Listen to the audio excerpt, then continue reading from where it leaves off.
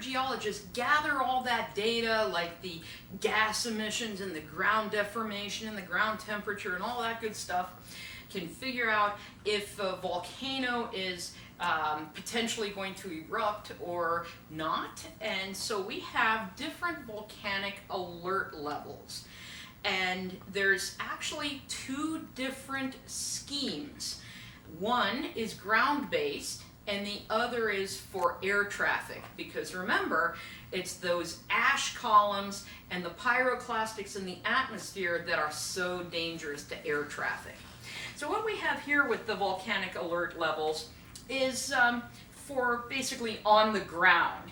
You can have normal, which is kind of your typical volcano, and it says non-eruptive state, because even when a volcano is not actively erupting, you might have some minor earthquake activity, you might have some minor gas emissions, things like that. And so this is not saying that nothing is happening there, it's basically just saying the volcano is doing its normal thing. You get an advisory when you have elevated unrest above the background level, which means maybe more earthquakes than normal are happening. Maybe you're getting ground deformation that you haven't seen before that really isn't typical or so. You get a volcano watch if this unrest continues to build and there's an increased potential for eruption, or there is an eruption underway posing limited hazards. So for instance, if there's an eruption underway that's erupting lava on an uninhabited island in Alaska, even though it's an underway eruption, it's still going to be a watch because no one lives there and it's not a big deal. A warning is when there's a hazardous eruption imminent or underway. That's our ground-based stuff. If we go to our considering the atmospheric part and aviation, well, the normal or green icon is when we have the background. The advisory yellow icon is that unrest. The watch orange, so the watch is the little eye, the watch orange is when the volcano is showing heightened unrest with increased potential for eruption, or an eruption is underway that poses limited hazards, including no or minor volcanic ash emissions. This is basically telling your pilots, like, there's an eruption underway, but we're not having much volcanic ash, so it's not something you really need to be that concerned about.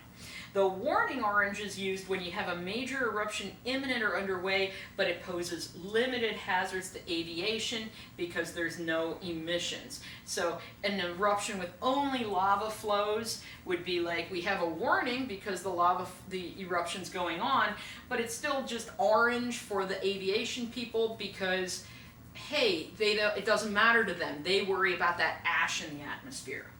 The watch red icon is used when an eruption is underway that poses limited hazards to ground-based communities but has a lot of ash in the atmosphere. So this might be, you have one of those uninhabited Alaskan islands, no one lives there, it's not going to hurt anyone on the ground, but you have a big ash plume that airplanes have to worry about flying through. And then the warning red icon is when, whether you're on the ground, whether you're flying, you got to worry about this eruption. It is definitely dangerous. So in any case, those are the alert levels, and just remember you have different warnings. You have the aviation color codes, and then you have the volcano alert levels for your ground-based communities, because they both have to worry about slightly different things. If you go to any of the volcano observatory websites, they will have maps of the volcanoes that they keep an eye on. This comes from the Alaska Volcano Observatory. There's also the Cascades Volcano Observatory, Hawaii Observatory, and they'll have maps that show what the volcanoes are like. I stole this map a few years ago, so this is not updated, but this does show you, like, this one out here was a little bit restless. We had a few that were normal. We had one we had to keep an eye on, and you'll see that at those volcano observatories. I always wanted to go visit Unalaska. It's like Alaska, but it's not. Okay, I know it's actually Unalaska, and it probably means something. I don't know why.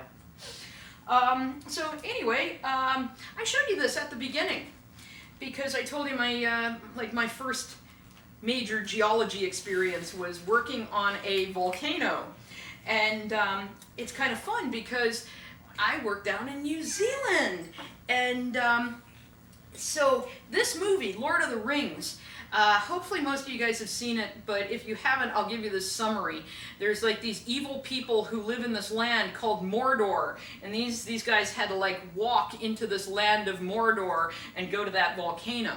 Well, where the movie was filmed was where I worked in New Zealand, so I actually I guess I worked in Mordor? But anyway, I don't know what that says about me. But anyway, so that's what the area actually looks like. Hey, look, it looks kind of like the movie poster.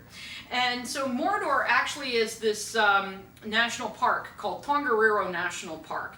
I was looking at a volcano outside of the national park called Ruapehu, but on a fun thing you can do when you're there is you can take a hike called the Tongariro Crossing. You get to walk all around all this landscape here, this nice volcanic landscape. You can even climb to the top of that if you feel like it.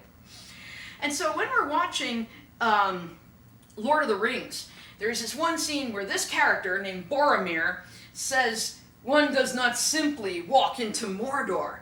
And I just started laughing at that moment. And it's not a funny part of the movie. I'm not supposed to be laughing, but I was laughing at that part of the movie because I walked into Mordor. I walked completely across Mordor in one day. Took those hobbits, like 3 long movies to do that? They should have given the Ring of Doom to a Viking, because I could cross Mordor in a day. I didn't need 3 long movies to do it. But anyway, there you go. So what was I really doing in New Zealand? I was looking at that. That's the eruption of Ruapehu. That's the ash cloud from the eruption of Ruapehu. It was fun. It was exciting. And that brings us to the random picture of the day. And this has nothing to do with volcanoes, but it does have to do with archaeology. That's a Neolithic burial chamber, and that's in a really pretty part of Scotland called Kilmartin Glen. And once upon a time, a very important person was buried in there, and you can actually crawl in there and see where this dude was buried once upon a time.